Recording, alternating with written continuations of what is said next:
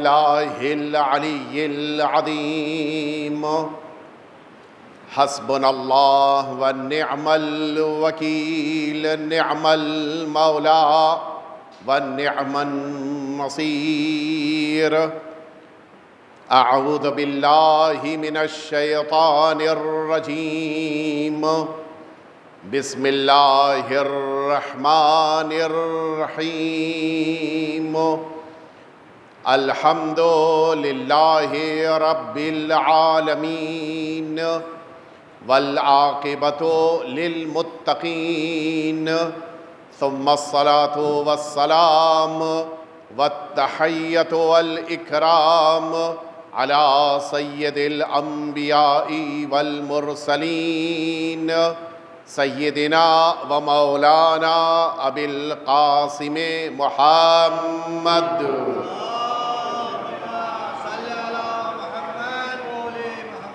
صلى الله عليه وعلى أهل بيته الأطيبين الأنجبين لا سيما الإمام المبين أرواحنا وأرواح العالمين لتراب مقدمه الفداء واللعنة الدائمة الباقية على أعدائهم أجمعين أما بعد فقد قال الله الحكيم في كتابه المبين يا أيها الذين آمنوا كتب عليكم الصيام كما كتب على الذين من قبلكم لعلكم تتقون صلوات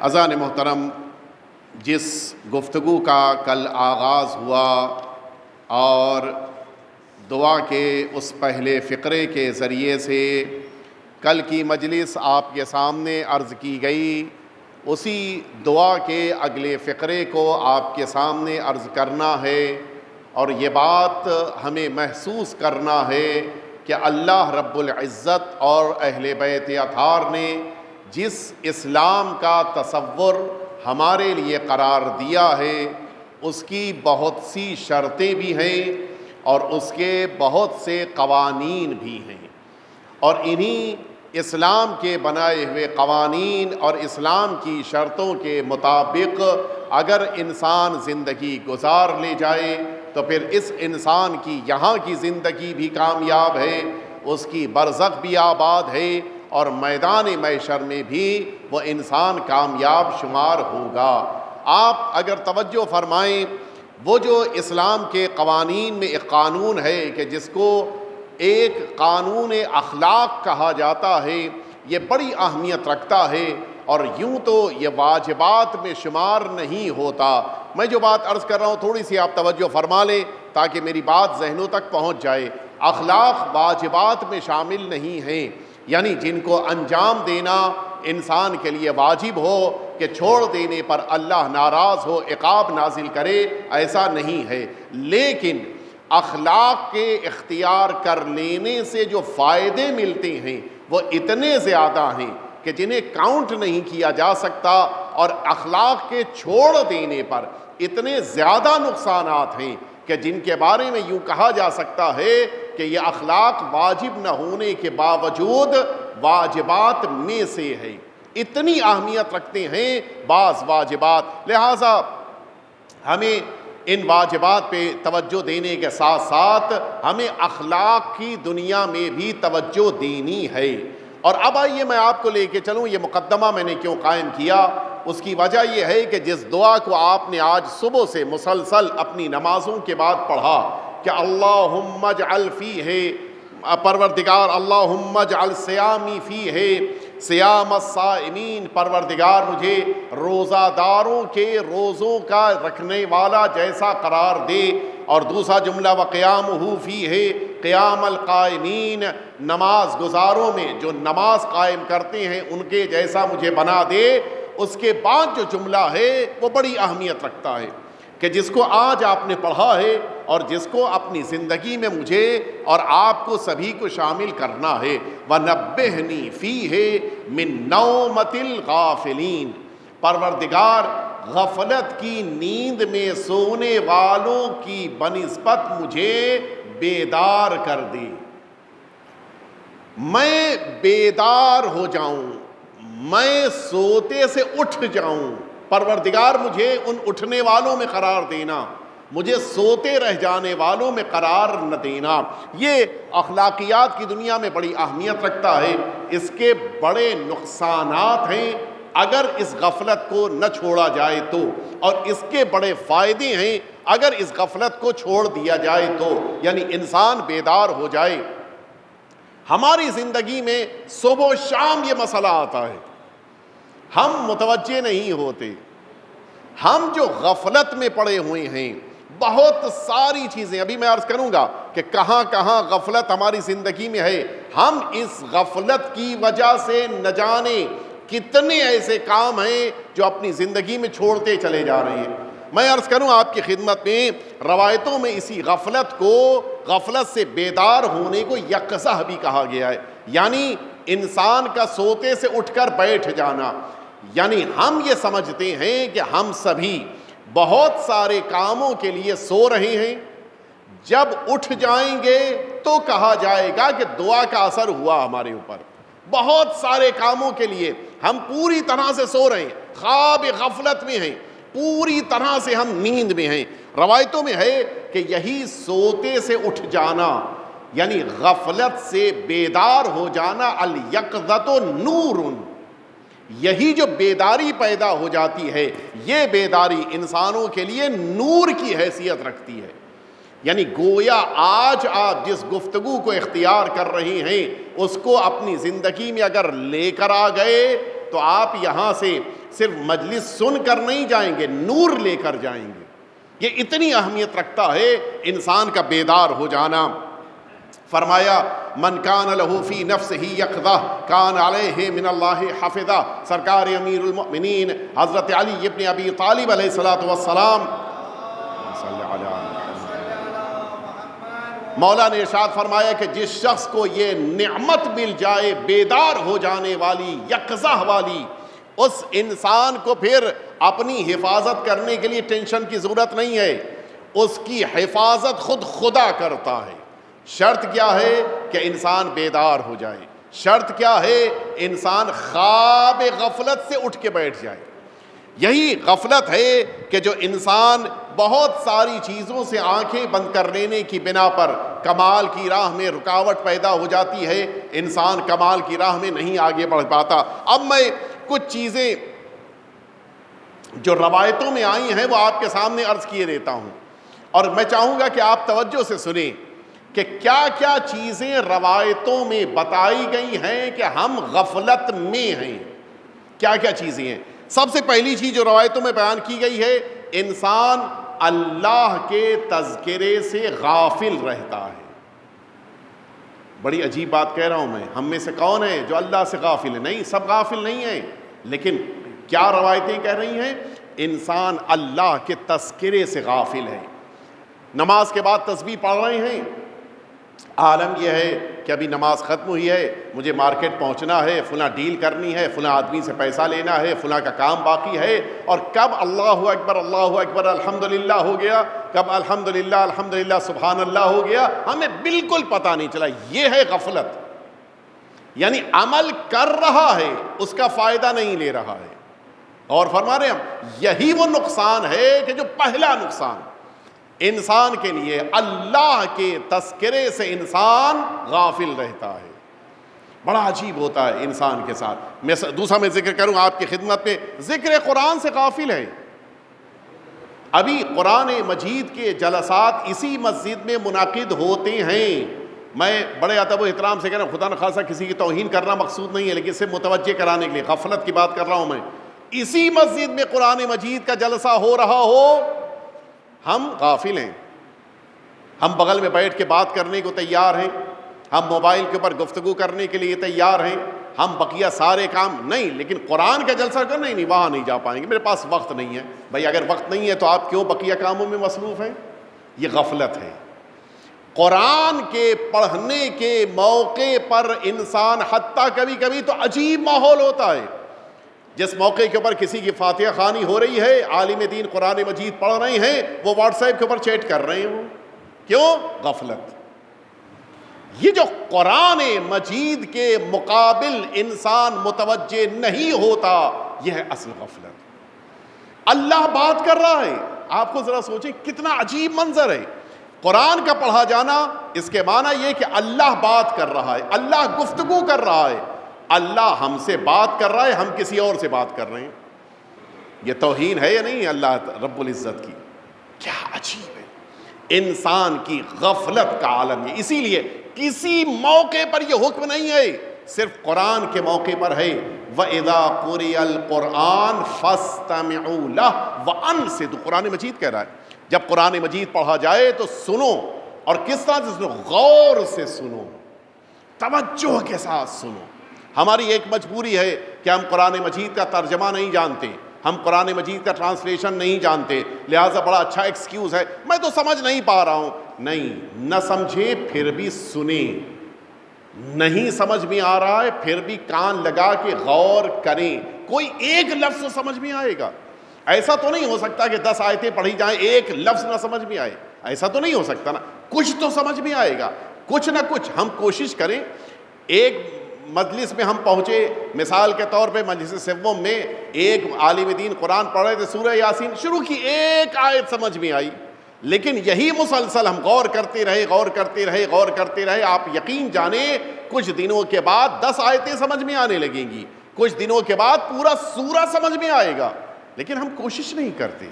یہ ہے غفلت انسان کی.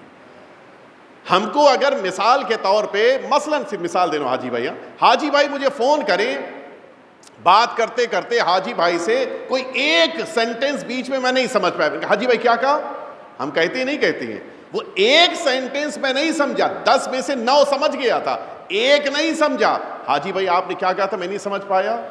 کوئی سامنے والا اگر محترم ہوتا ہے تو اس کی بات کو ہم سمجھنے کے لیے اس سے دوبارہ کہتے ہیں کہ بات سناؤ. اللہ کی بات اگر کہیں بھی جا رہی ہو تو ہم سننے پہ تیار نہیں ہیں. یعنی اس کے معنی ہے کہ ہماری نگاہ میں آپس میں ایک دوسرے کی اہمیت ہے، لیکن اللہ کی معاذ اللہ یہ اصل غفلت ہے. یہ اصل غفلت ہے. ہم یہاں پہ یہ ایکسکیوز قابل قبول نہیں ہے کہ میں 60+ ہو چکا ہوں، میں قرآن نہیں پڑھ سکتا، میں مثلاً 70 کا ہو گیا ہوں، قرآن نہیں سمجھ سکتا. یہ ایکسکیوز نہیں ہے. نارملی آپ جانتے ہیں کہ انسان اگر 50 کے بعد چاہتا ہے کہ اپنی میموری کو شارپ کرے تو اس کا بہترین طریقہ یہ ہے کہ وہ کوئی نئی لینگویج سیکھے. سب سے آسان طریقہ ہے. اپنی میموری کو شارپ کرنے کا سب سے اچھا طریقہ ہے کہ جیسے ہی 50+ ہو گیا کوئی زبان سیکھنے لگ جائے. ہم بقیہ جاپانی سیکھتے ہیں، فرینچ سیکھتے ہیں، نہ جانے کون کون. قرآن سیکھ لیں، عربی سیکھ لیں. اب ایکسکیوز تو نہیں رہ گیا نا. یہ جو نفسیات میں، سائیکولوجی میں کہا جاتا ہے کہ 50 کے بعد کوئی نئی لینگویج سیکھو تمہاری میموری شارپ ہو جائے گی، وہ شاید مجھے لگتا ہے اللہ نے اسی لیے رکھا ہے کہ وہ 60 والے ایکسکیوز نہ کریں کہ اب اس عمر میں تو ہم قرآن نہیں سمجھ سکتے. کہا انسان جب غافل ہو جاتا ہے ذکر رسول اور آل رسول سے غافل ہو جاتا ہے. یہ بہت بڑی نعمت ہے جو اللہ نے آپ کو دی ہے. ورنہ بہت سے ایسے پروگرام ہوتے ہیں غیروں کے، 1 گھنٹے، 1.5 گھنٹے، 2 گھنٹے، 3 گھنٹے کا ہوتا ہے، ایک بھی صلوات نہیں ہوتی. یہ غفلت ہے. اور الحمدللہ آپ کا پروگرام ہوتا ہے، 1 گھنٹے کی مجلس ہے، 40 منٹ کی مجلس ہے، نہ جانے کتنی بار رسالت باب اور آل رسول کا ذکر ہوتا ہے، لیکن اس میں بھی غفلت ہوتی ہے. صلوات ہو رہی ہے، میں دوسروں کو کیا ہوں، میرے ساتھ بھی ہوتا ہے. صلوات ہو رہی ہے، سب نے بھیجا، ہم ہی نے نہیں بھیجا.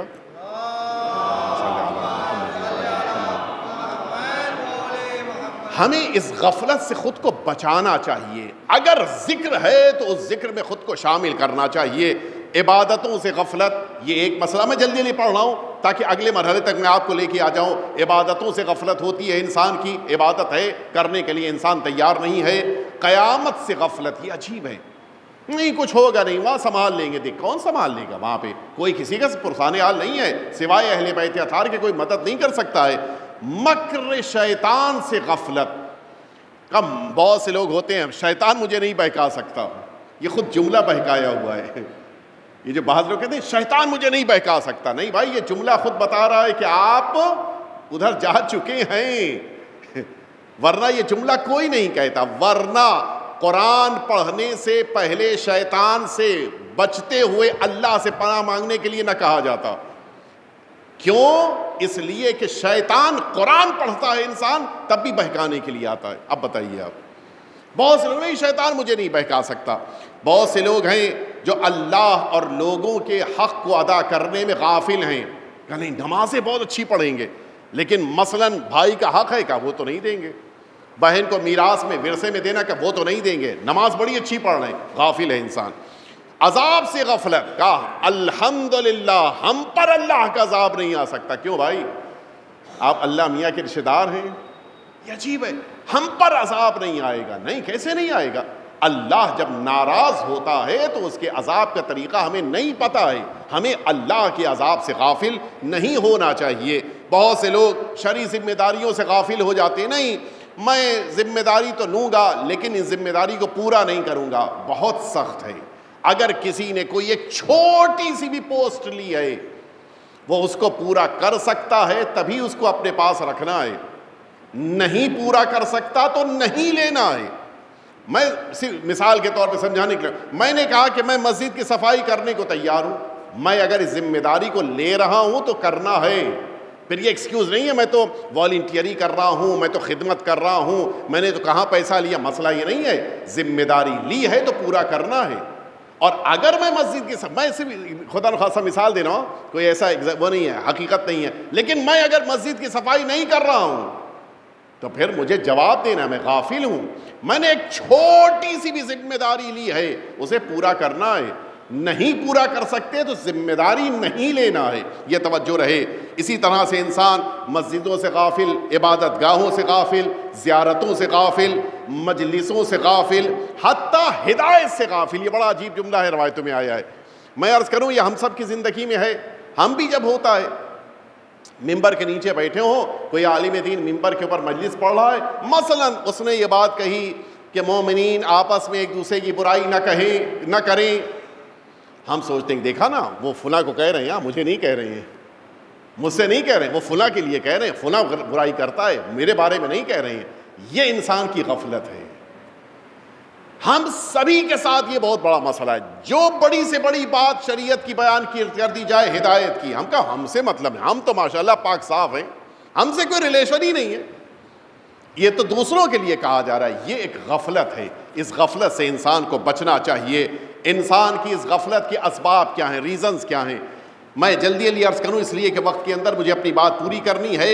جو اللہ کے تذکرے کو چھوڑ دیتا ہے اللہ بقیہ ساری چیزوں سے اسے غافل کر دیتا ہے. ہمارے پاس ساری چیزوں کے لیے وقت ہوتا ہے سوائے اللہ کے تذکرے کے. سارے کام ہو جائیں گے، وقت بچ گیا تو نماز ہوگی.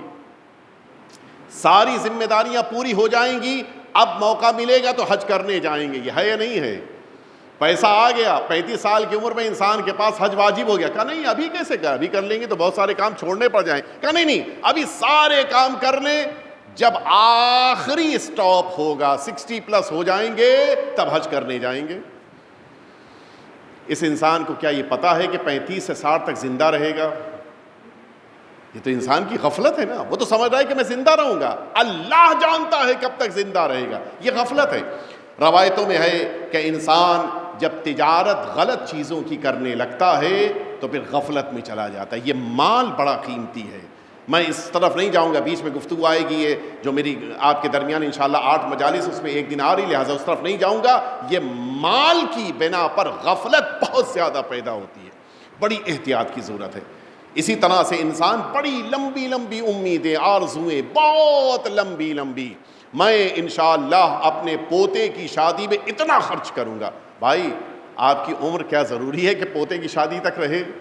یہ جو لمبی لمبی امیدیں، لمبی لمبی آرزوئیں، پورا شہر میں خرید دوں گا، پورا علاقہ میں خرید دوں گا، ساری بلڈنگ خرید دوں گا، یہ جو انسان لمبی لمبی امیدیں، لمبی لمبی آرزوئیں کرتا ہے یہ حقیقتوں سے غافل ہو جاتا ہے. اسی طرح سے کبھی کبھی انسان کے لیے اولاد آزمائش کا جب ذریعہ بنتی ہے. یہ سب آیتیں ہیں لیکن میں نہیں پڑھ رہا ہوں، وقت میرے پاس نہیں ہے. کبھی کبھی اولاد بھی انسان کو غفلت کی طرف لے کر جاتی ہے.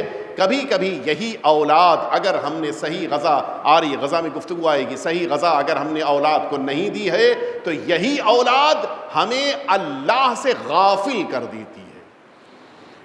کبھی کبھی ماں باپ اولاد کو غلط راستے پر لے کر جاتے ہیں، کبھی اولاد ماں باپ کو غلط راستے پر لے کر جاتی ہے. یہ دونوں مرحلے ہیں، انشاءاللہ آئیں گے آپ کی خدمت میں. آئیے میں آپ کو لے کے چلوں کہ اس کے نتائج کیا ہوتے ہیں، برا نتیجہ کیا نکلتا ہے.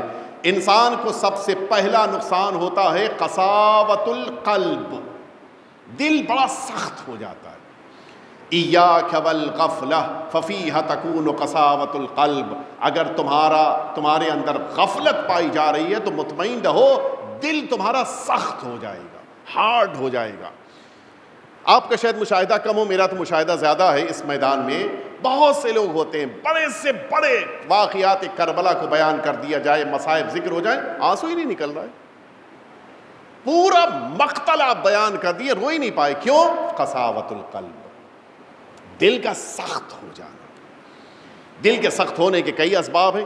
ان میں سے ایک سبب یہ ہے کہ انسان جب غافل ہوتا ہے، جب ذکر خدا سے دور رہتا ہے، دل اس کا سخت ہوتا جاتا ہے.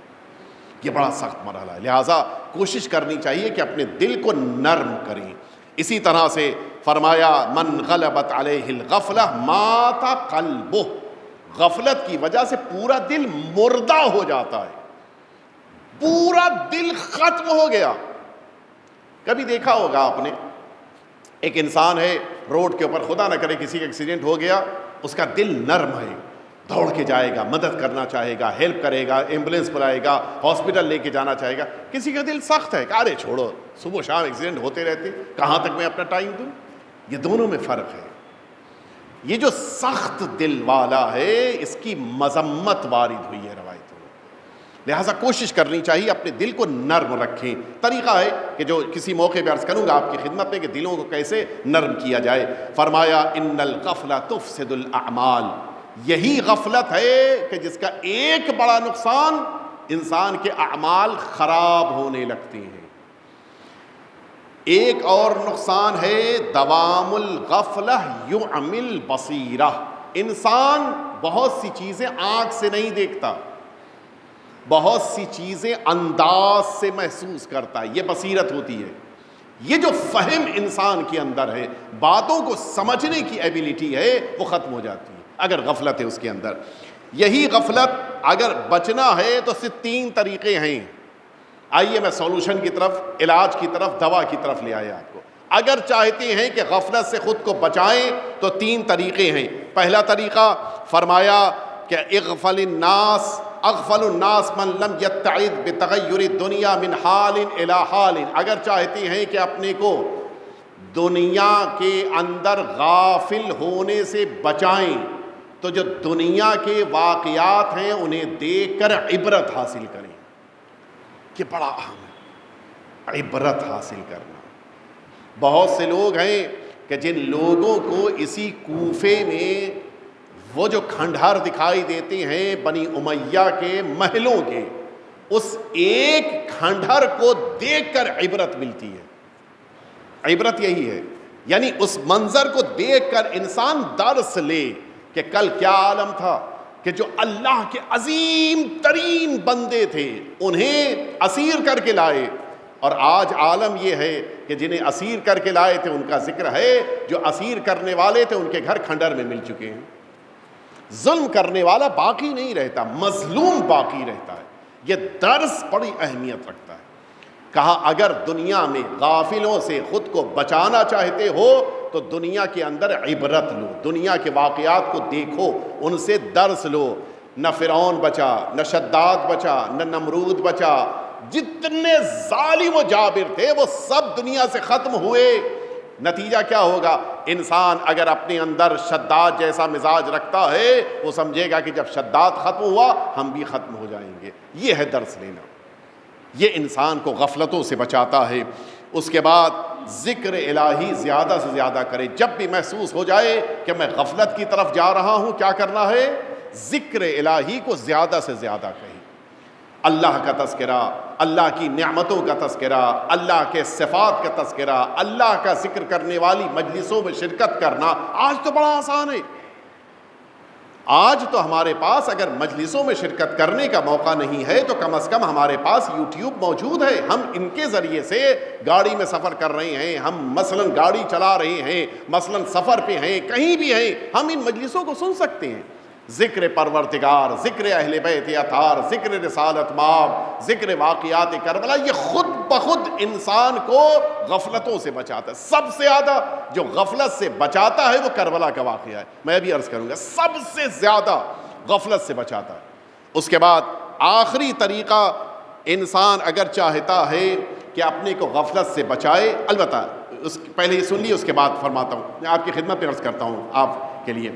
فرمایا کہ اگر چاہتے ہو کہ اپنے کو غفلت سے بچاؤ، ایما مؤمن حافظ علی صلاۃ الفریضہ فصلاها بوقتها فلیس ہوا من الغافلین، جو شخص نماز کا وقت آ جانے کے بعد سارے کام چھوڑ کر نماز کے لیے کھڑا ہو جاتا ہے، اللہ اسے غفلت کرنے والوں سے بچا لیتا ہے۔ ہم سمجھتے ہیں کہ نماز کا کیا فائدہ ہے، سب سے بڑا فائدہ یہی ہے۔ البتہ اگر 2-4 منٹ، 1 منٹ آگے پیچھے ہو جائیں وہ الگ مسئلہ ہے، لیکن بہت سے لوگ تاخیر کرتے ہیں جان بوجھ کر۔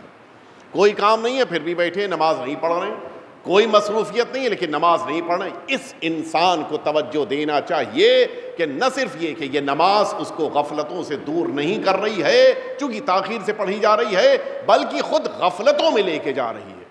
لہٰذا اگر نماز کا وقت آ جائے، اسی لیے میں تاکیداً اپنے دوستوں سے، اپنے برادران سے کہتا ہوں جماعت کے انتظام جملے پہ توجہ دیجیے گا، اور اگر خدا نخواستہ صحیح جملہ نہ سمجھ میں آئے تو بعد میں پوچھ لیجیے گا۔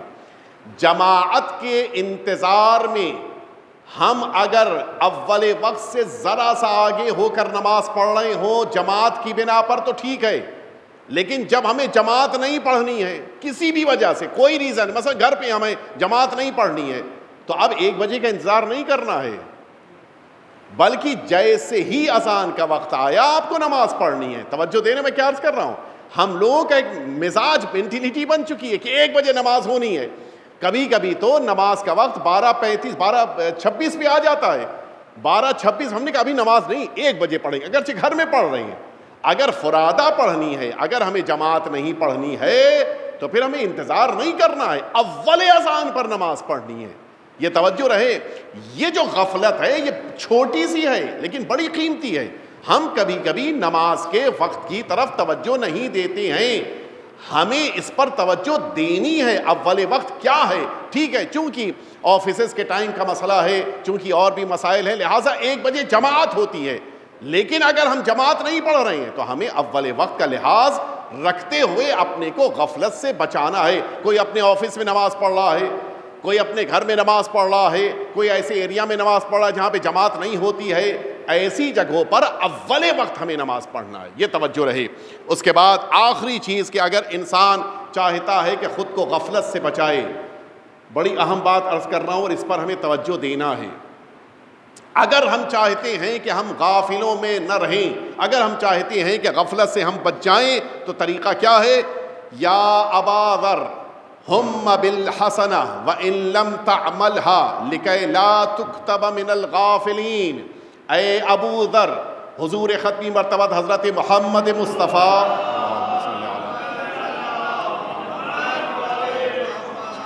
آپ کا ارشاد گرامی قدر ہے کہ اے ابو ذر، اگر تم چاہتے ہو کہ تم غافلوں میں شمار نہ کیے جاؤ تو دنیا میں ساری نیکیاں ہم نہیں کر سکتے، توجہ ہے نہیں، ساری نیکیاں ہم نہیں کر سکتے، لیکن فرمایا جن نیکیوں کو نہیں کر سکتے ان نیکیوں کا بھی ارادہ کرو۔ جن نیکیوں کو نہیں کر سکتے، مثال کے طور کے اوپر ہم ایک یتیم خانہ نہیں کھلوا سکتے مثلا، لیکن ارادہ ہے میرا، میں مسجد نہیں، میرے ایریا میں مسجد نہیں ہے، میں مسجد نہیں بنوا پا رہا ہوں، میرا ارادہ ہے۔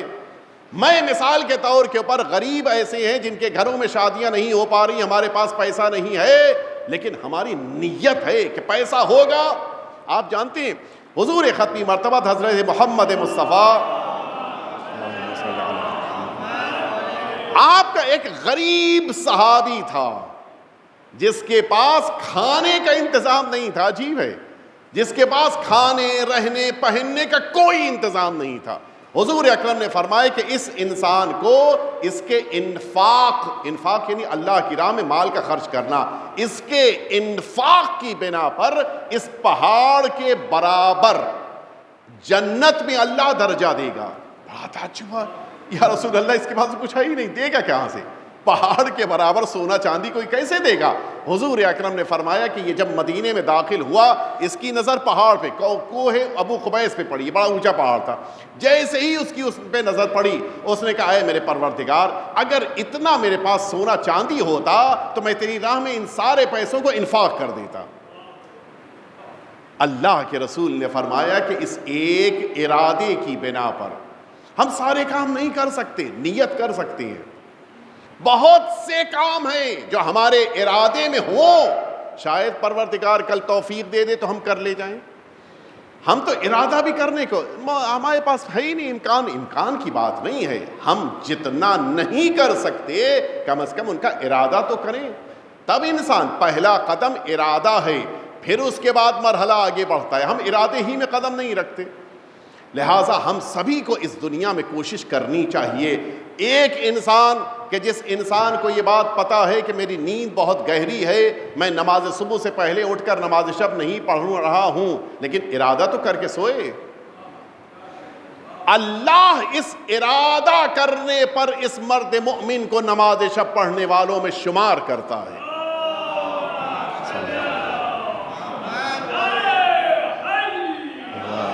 ارادہ کرنا چاہیے. ہمیں بڑے بڑے نیک کام کرنے کے لیے ارادہ کرنا چاہیے. ہم جانتے ہیں سب سے زیادہ مہنگی عبادت حج ہے.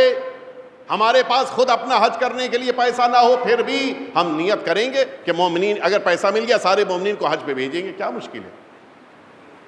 ہم نہ بھیج پائیں یہ ایک میٹر ہے, ارادہ کرنا ایک الگ میٹر ہے. اللہ ارادے پہ ثواب دیتا ہے, یہ اللہ کا کرم ہے. ہمیں بڑے بڑے ارادے کرنے چاہیے, اور اسی لیے نیک کام کرنے میں چھوٹے ارادے نہیں ہونے چاہیے. مثلا آپ سے پوچھا جائے آپ کو کتنا بڑا گھر چاہیے, کہا نہیں ہم کو تو 3000 اسکوائر فٹ کا گھر چاہیے, وہاں بڑا ارادہ. اور جب ہم نے پوچھا بھائی اگر آپ کو موقع مل جائے کتنے مومنین کو زیارت پہ بھیجیں, کہا کسی ایک مومن کو زیارت پہ بھیج دیں گے. بھائی جب اپنا کام تھا تو 3000 اسکوائر فٹ, اور جب نیک کام تو کہا ایک, بھائی وہاں کیوں آپ نے اپنی نیت کو چھوٹا کر دیا؟ اللہ یہی تو دیکھنا چاہتا ہے کہ تمہیں اپنا کام کتنا پسند ہے, دین کا کام کتنا پسند ہے. ہمیں اپنے ارادوں کو بلند کرنا چاہیے, اور اگر ارادے بلند ہوتے جائیں انسان کے اندر انہی بلند ارادوں کی بنا پہ اللہ غفلت سے اسے دور کرتا ہے, اور بہت سارے اوقات انہی ارادوں کو پروردگار عملی جامہ پہنا دیتا ہے. میرے آپ کے لیے بہت سے کام کرنا ناممکن ہے, اللہ کے لیے تو ممکن ہے. ہم جب اللہ کے لیے ارادہ کریں گے تو کیا اللہ ہم کو موقع نہیں دے سکتا؟ اللہ تو موقع دے سکتا ہے. یہ دیکھے گا کہ ہم اپنے ارادے میں پختہ کتنے ہیں, محکم کتنے ہیں, ہم نے عزم کتنا کیا. ہو سکتا ہے کہ زندگی میں ہم اس کام کے کرنے میں کامیاب نہ ہوں, لیکن ہمیں غفلت سے بچنے کے لیے اپنے ارادوں کو پختہ کرنا چاہیے. کام انسان چھوٹے سے شروع کرتا ہے, ارادہ بڑا کرتا ہے, وہی چھوٹا کام ایک دن بڑا کام ہوتا ہے. یہی مسجد جس میں آپ بیٹھے ہیں, وہ مسجد جب شروع ہوئی تھی تو اتنی بڑی نہیں تھی, اتنی بلند نہیں تھی, لیکن آج اس مسجد میں اتنے مومنین نماز پڑھ رہے ہیں اس مرد مومن کو کہ جس نے اپنی جان کا نذرانہ دے کر اس اللہ کے گھر کو قائم کیا. آپ نمازیں پڑھتے جا رہے ہیں, ثواب اس کو ملتا جا رہا ہے.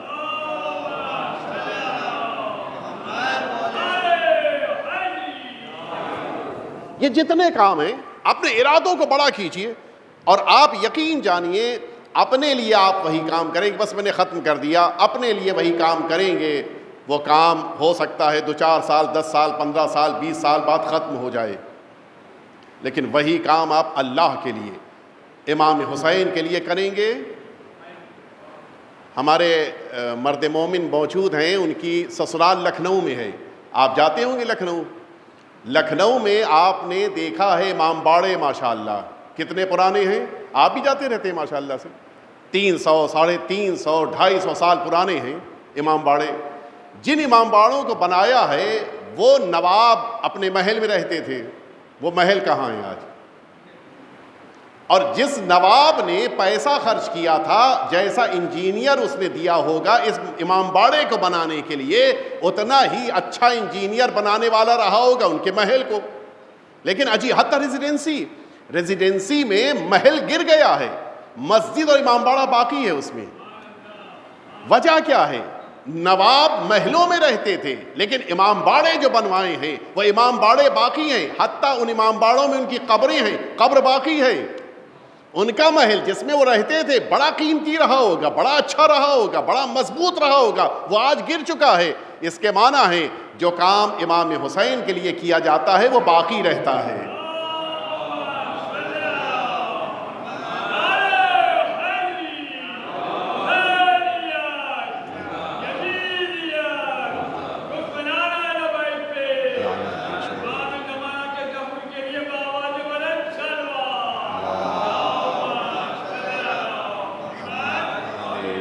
جو کام آقا کے لیے کیا جائے، جو کام اہل بیت اطہار کے لیے کیا جائے، شاید ہم آپ جانتے بھی نہ ہوں لیکن امام حسین نے باقی رکھا ہے. وہ کہاں گئے مرد مومن جو زیارت پہ جاتے ہیں؟ ہمارے MHP بھائی کہاں گئے؟